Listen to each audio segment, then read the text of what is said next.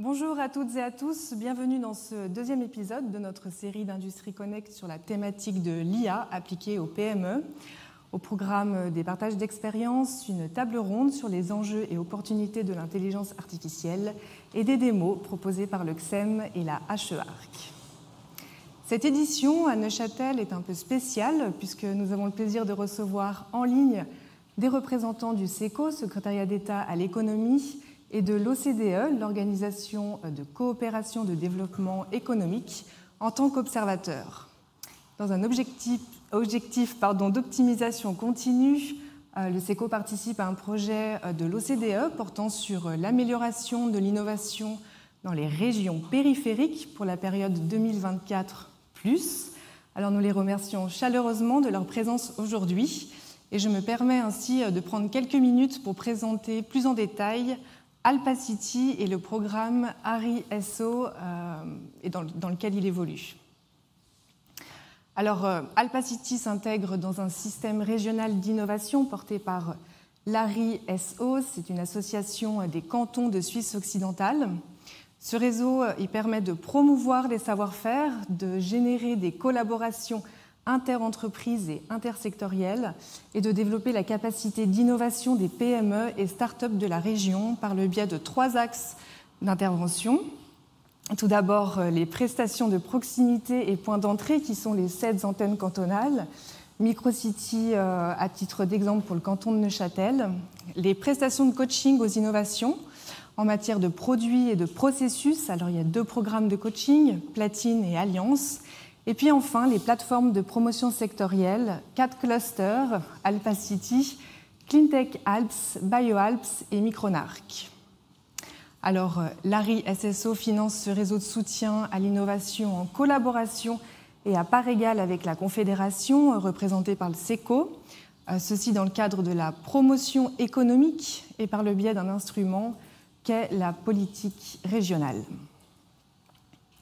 Et pour clôturer somptueusement cette parenthèse politique, nous avons le plaisir d'accueillir Jean Clatuli, chef de service de l'économie du canton de Neuchâtel, qui nous adresse quelques mots sur l'importance de l'innovation dans le canton. Merci Jean-Claude.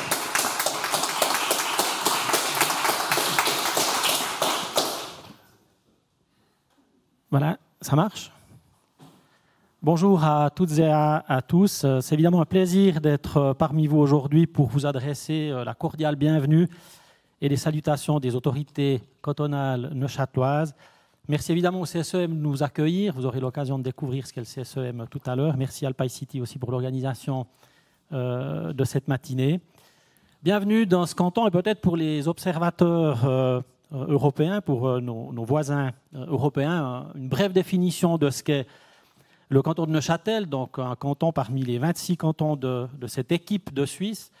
Équipe de Suisse donc, qui a un petit peu souffert hier soir. On a passé une soirée difficile sur le plan footballistique, mais si on ose quand même la comparaison, le canton de Neuchâtel finalement a un rôle un peu particulier à jouer dans cette Suisse, puisqu'on ne gagne pas avec 12 attaquants ni avec 12 gardiens de but. Donc chacun doit avoir un rôle un petit peu particulier, doit l'assumer. C'est ce qu'on a fait du côté du canton de Neuchâtel, un canton qui, sur le résumé, est industriel, exportateur et puis créateur de richesses et d'innovation. Exportateur, donc parce qu'on exporte dans le canton de Neuchâtel pour plus de 100 000 francs par habitant. On représente aujourd'hui près de 45% de l'excédent de la balance commerciale, ce qui est absolument énorme. C'est le 2e canton en valeur absolue derrière un canton comme celui de Bâle, qui représente à lui seul à peu près 1/3 de la capitalisation boursière à peu près du SMI. Donc vous voyez que quand on parle d'exportation, le canton de Neuchâtel est incroyablement exportateur avec le premier secteur d'activité qui n'est pas nécessairement celui qu'on croit. Ce n'est pas l'horlogerie, c'est la pharma et les medtech qui sont aujourd'hui le premier secteur exportateur du canton.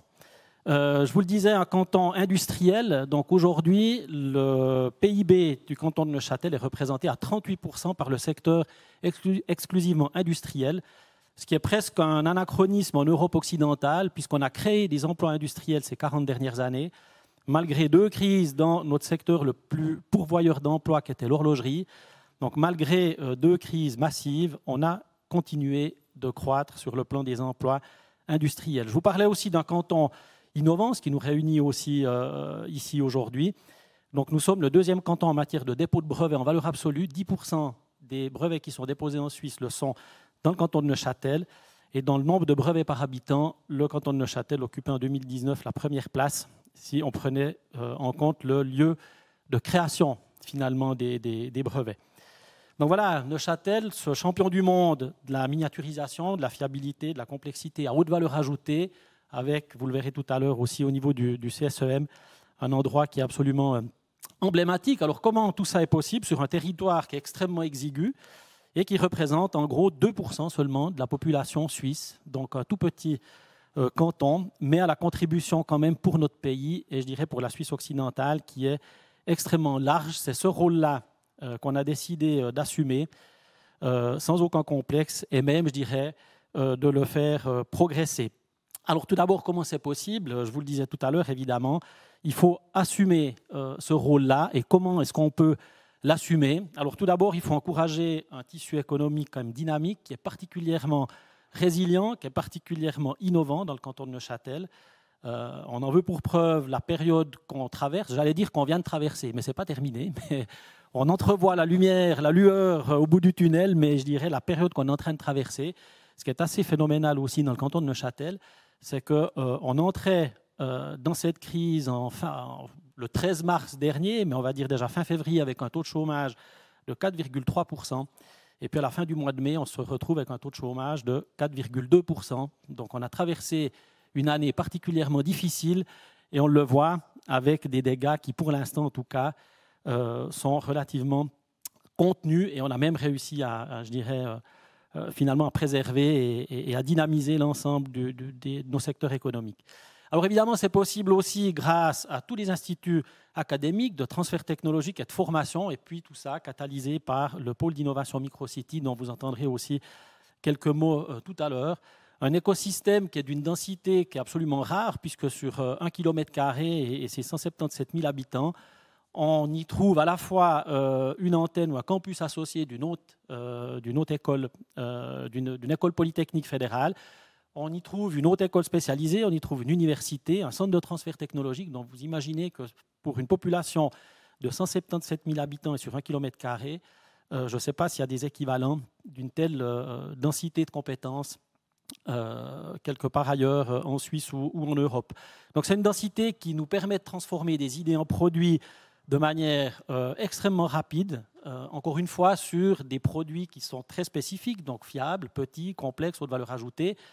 Et c'est dans ces produits-là qu'on est, on allait dire inégalable, peut-être pas, mais en tout cas, c'est là qu'on compte faire la course en tête et continuer à faire cette course en tête. Alors tout ça est aussi possible grâce à un certain nombre de conditions, cadres, donc c'est aussi le respect institutionnel qu'on a dans ce pays pour les régionalismes, des régionalismes évidemment qui sont caractérisés en ce qui nous concerne par la Suisse occidentale, qui est incarnée par une association pour son réseau d'innovation donc de Suisse occidentale, et donc ce respect qui est aussi un programme de politique régionale auquel il a été fait allusion tout à l'heure, et les prestataires qui ont été cités. Donc c'est vrai que cette politique régionale intègre la réalité des échanges qu'on peut avoir aujourd'hui entre différentes collectivités territoriales, des centres urbains, des régions plus périphériques, et on voit que ces régions aussi périphériques qui font le choix de s'associer pour générer un certain nombre de synergies, mais aussi de respecter d'autres types de collectivités territoriales comme ces centres urbains. Et encore une fois, en intensifiant ces différents échanges, par un respect mutuel et une recherche de synergie et de complémentarité, ça nous permet d'avoir ce qu'on essaie toujours d'avoir. Je précise pour le SECO, sans double financement, d'avoir le beurre et l'argent du beurre, dans la mesure du possible. Voilà, donc évidemment, donc, comme il est question d'intelligence artificielle, mais je laisserai les spécialistes évidemment débattre là-dessus et présenter un peu quels sont ces concepts et les opportunités qu'il y a en matière d'intelligence artificielle. Ce qu'on peut simplement dire, c'est qu'évidemment que dans un canton comme le nôtre, qui est présent sur l'ensemble de la chaîne de valeur d'innovation, et en plus qui est extrêmement industriel, inutile de dire que l'intelligence artificielle va nous permettre de faire des sauts probablement quantiques en matière de compétitivité.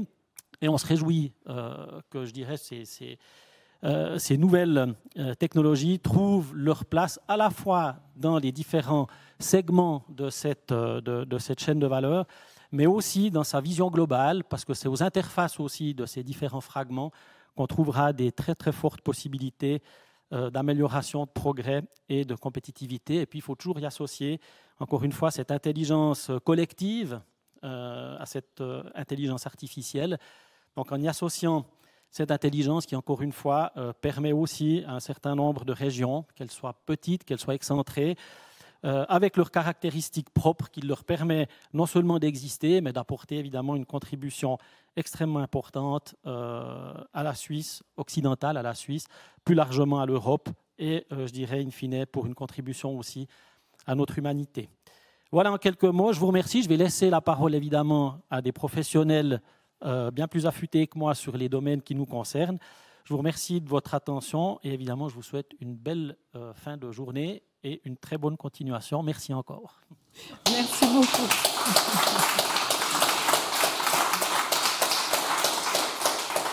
Merci beaucoup Jean-Claude Tully pour ces mots encourageants. Et puis enfin, je tiens également à remercier gracieusement Microcity avec qui nous avons co-organisé l'événement et le CSEM pour l'accueil qu'il nous réserve aujourd'hui. Et puis je laisse la parole à Caroline Hyde, directrice présidente de Microcity, et Georges Crotozio, pardon pour la prononciation, CP Marketing and Business Development du CSEM, et je leur laisse la place.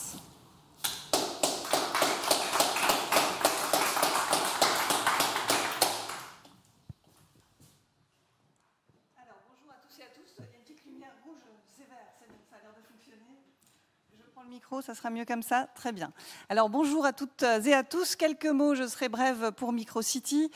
Rappeler la mission de Microcity qui est de faciliter la vie des entreprises dans leurs projets d'innovation technologique, et ça passe notamment par la constitution de projets collaboratifs, de mise en relation dans un tissu industriel qui est constitué majoritairement, très majoritairement de petites, voire de très petites entreprises. Et donc, les partenariats, les mises en relation, c'est non seulement bienvenu, mais c'est absolument nécessaire pour faire face à ces défis technologiques, dont celui de l'intelligence artificielle. Alors, l'initiative d'Alpicity, avec cette formule Industry Connect, va exactement dans le sens de cette mise en relation des sociétés. Donc, on la soutient évidemment naturellement. On trouve que c'est une excellente initiative. On est ravis d'y être associés et de la promouvoir, de la co-organiser ici dans le canton de Neuchâtel. On se réjouit beaucoup du programme qui nous a été concocté, un programme alléchant et passionnant. Et puis, on est également ravis de pouvoir le tenir ici au CSEM, qui est un des acteurs majeurs de l'innovation technologique dans le canton, mais pas seulement, en Suisse de manière générale. Et je passe donc tout de suite la parole à Georges Crotozio pour nous en dire plus.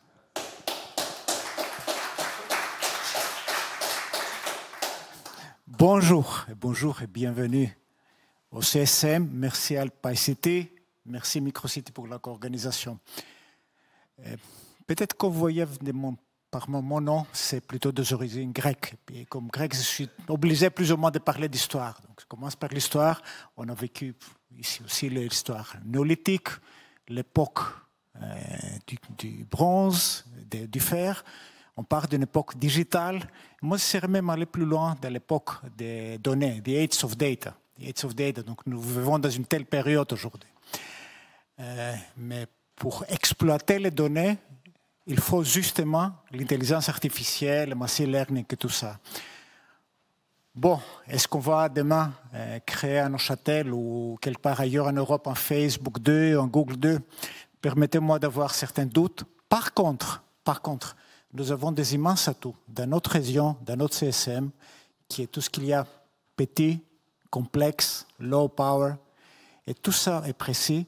Et tout ça, c'est un immense avantage. Et si on arrive à les marier avec, justement, l'intelligence artificielle dans les petits, dans les complexes, pour faire des systèmes intelligents, les things de l'Internet of Things de demain, là, on a un immense avantage qui pourrait être bien pour nos grandes entreprises, mais surtout pour les notre PME qui sont vraiment le cœur du cœur de notre tissu industriel. Donc, bienvenue. Je suis vraiment très content de voir cette connexion Connect Industry avec l'Alpa ICT et l'intelligence artificielle. Merci d'être là.